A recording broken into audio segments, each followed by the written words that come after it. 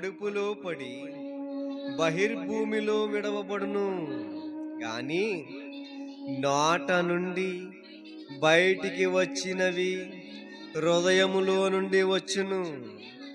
ఇవే మనుషుని అపవిత్రపరుచునని మీరు గ్రహింపరా? ఇదిగో వాళ్ళు ఏమన్నారో తెలుసా పేతురు?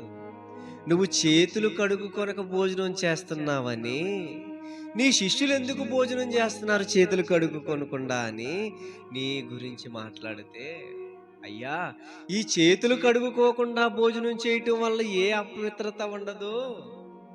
ఇదిగో తిన్న తరువాత నోటి నుంచి వచ్చే మాటలు ఎదుటివాని విశ్వాసాన్ని కూల్చేవిగా ఉంటాయి.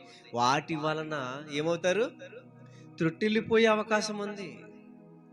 ఇదిగో తిన్నది వెళ్ళి బహిర్భూమిలో విడిచిపెడతారు. దానివల్ల ఎవరికి ఆపకారం ఉండదు. తిన్నవాడు అరిగేదాకా ఎన్నో కుశల మాటలు, పనికిరానివి, ఎదుటివానివి తిట్టేవి, తర్కించేవి, వాడి మనోభావాలను దెబ్బతీసేవి ఎన్నో మాటలు హృదయంలోంచి వస్తాయి కదా.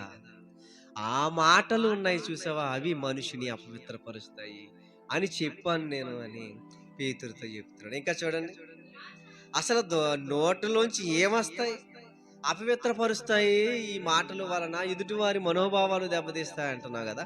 అసలు ఆ లోపల హృదయం అనే లోపల నుంచి ఏమొస్తాయి అంటే కొన్ని విషయాలు చెప్తున్నాడు. దురాలోచనలు. ఎక్కడి నుంచి వస్తాయట ఇవి? ఇదిగో చక్కగా వినండి, జాగ్రత్తగా వినండి. చేతులు కడుక్కొనకుండా తినడం వలన వచ్చే నష్టం లేదు.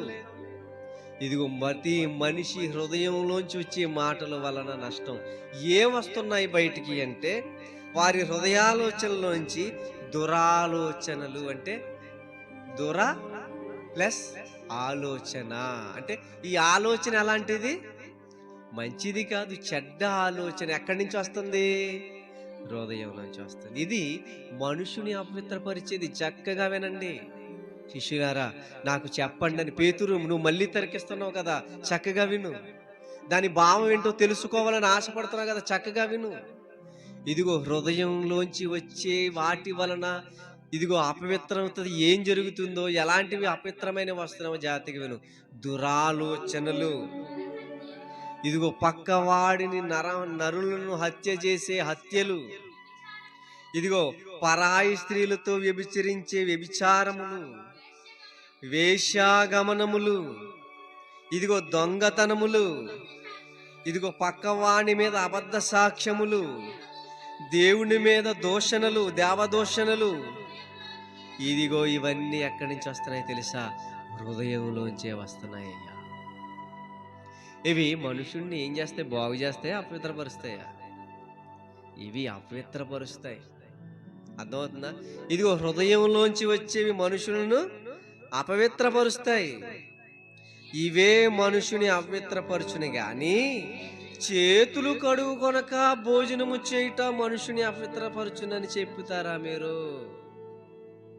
అర్థమవుతుందా? చేతులు కడుక్కోలేదు. ఇది మన పితరుల యొక్క పారంపర్య ఆచారము, ఇది మన పితరుల ఆచారము. వీరు మీరుతున్నారు, వీరు దాటుతున్నారు, వీరు వ్యతిరేకిస్తున్నారని చిన్న దానిని పట్టుకుని వేలాడుతున్నారు. ఇదిగో మనుషులలో ఉండకూడనివి ఇదిగో ఈ క్వాలిఫికేషన్స్ ఉన్నాయి. ఇవి మనుషులను అపవిత్రపరుస్తున్నాయి. అందులో మీరు మొదటిగా ఏం చేస్తున్నారు? తల్లినైనను తండ్రినైనను దూషించి, ఇది దేవార్పితము గనక మీరు నన్ను ఏమడుగుతారు, నేను మీకేమివ్వను, నేనేమివ్వను అని మీ తల్లిదండ్రులకే మీరు మేలు చేయలేని వాళ్ళు. ఇది ఆచారము, దేవుని యొక్క ఆజ్ఞని మరిచి దానిని వదిలి పట్టించుకొనక ఏం పట్టించుకుంటున్నారట? వీళ్ళు చేతులు కడుక్కోకుండా భోజనం చేస్తారు చూడండి అని సమాజంలో వారి గురించి హేళన చేస్తారు. ఇది ఎంతవరకు న్యాయం?